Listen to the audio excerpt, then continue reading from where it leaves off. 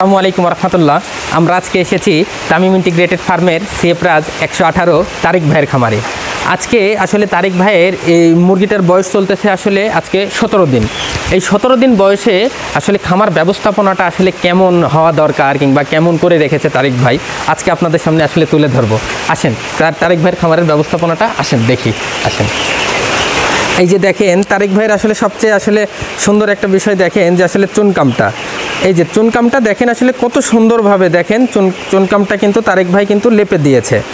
এইভাবে আসলে চুনকামটা আপনারা যদি ছিটিয়ে দিলে ভাই আসলে কার্যকারিতা তুলনামূলক কিন্তু অনেক কম হয়।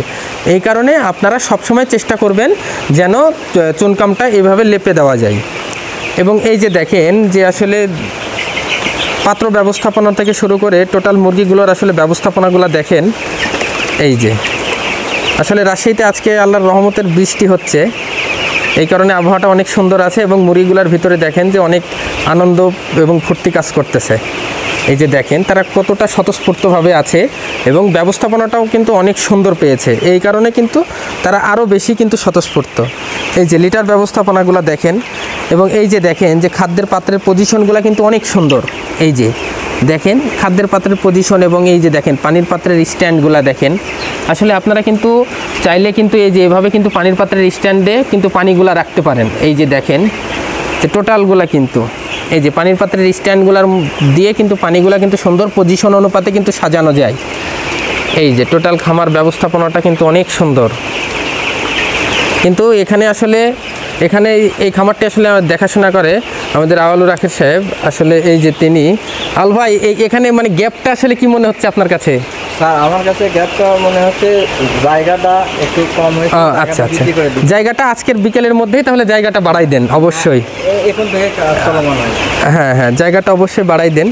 এই যে দেখেন মাঝে এই পাশাপাশি দুইটা শেড আছে তারিক ভাইয়ের। এই যে দেখেন মধ্যে কিন্তু যথেষ্ট সুন্দর কিন্তু শেড গ্যাপ দেওয়া আছে। এই যে বৃষ্টিপূর্ণ আবহাওয়া, বৃষ্টি হচ্ছে কিন্তু, এবং দেখেন খামারের সম্পূর্ণ পরিবেশটা দেখেন, খুবই সুন্দর একটা পরিবেশ। এই যে দেখেন তারিক ভাই কিন্তু খুবই পরিষ্কার পরিচ্ছন্ন একটা মানুষ। এই যে দেখেন যে তার আসলে এই যে পরিবেশটা দেখেন যে আসলে কত সুন্দর খামারের পরিবেশটা, কিন্তু খামারটা কিন্তু পূর্ব পশ্চিমভাবে কিন্তু খামারটা আছে। এক কথায় এটা একটা আদর্শ শেড বলা যাবে, একে আদর্শ শেড এটা। এই যে দেখেন মুরগিগুলার কন্ডিশন দেখেন, আরেকটি শেড এটা। এই মুরগিগুলার অবস্থানও কিন্তু অনেক সুন্দর, তারা কিন্তু দেখেন যথেষ্ট কিন্তু স্বতঃস্ফূর্ত। এবং তারিক ভাই দেখেন যে আসলে পার্টিশনগুলো কিন্তু খুব সুন্দরভাবে কিন্তু পার্টিশন দিয়ে রেখেছে। এবং আউল ভাই এখানে অবশ্যই মুরগিগুলাকে গ্রেডিং করে ফেলবেন। এই যে এরপরে যেটা মানে আরও জায়গা যেটা বৃদ্ধি করবেন, এই জায়গাটাতে অবশ্যই মানে আপনি গ্রেডিং করে দিবেন। ছোট মুরগিগুলা এক সাইডে দিয়ে দিবেন, মিডিয়ামগুলো এক সাইডে রাখবেন, আর বড়গুলো এক সাইডে রাখবেন। তাহলে দেখবেন মুরগিগুলার কন্ডিশনটা অনেক ভালো হবে। এই যে দেখেন অবশ্যই এই যে পার্টিশনটা কিন্তু খুবই জরুরি আসলে মুরগির জন্য।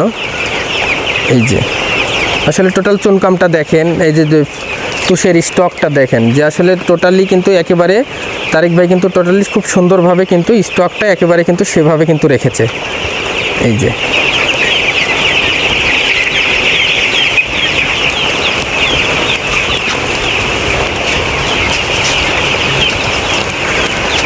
আসলে ভাইয়া মানে বিষয়টা হচ্ছে যে যখনই আপনি এই যে মানে খামার ব্যবস্থাপনাগুলো সুন্দর এবং মানে স্বচ্ছতার মধ্যে পরিষ্কার পরিচ্ছন্ন রাখবেন, তখন দেখবেন যে এই জায়গা থেকে কিন্তু রেজাল্ট এবং আপনি কিন্তু কাঙ্ক্ষিত প্রোডাকশনটা কিন্তু পাবেন ইনশাআল্লাহ।